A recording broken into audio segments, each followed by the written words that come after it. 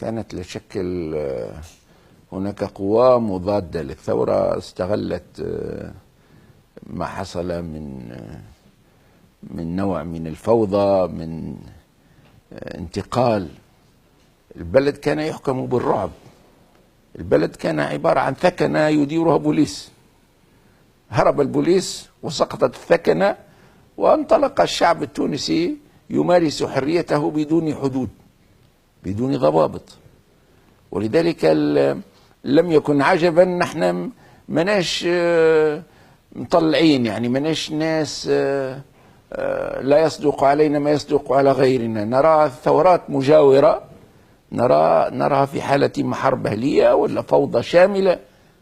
فالتونسيون ليش ما يقعش فيهم هذا؟ ولذلك ما تحقق في تونس نجاح، أن تونس أنقذت من من مصير مشابه لبقية الثورات العربية.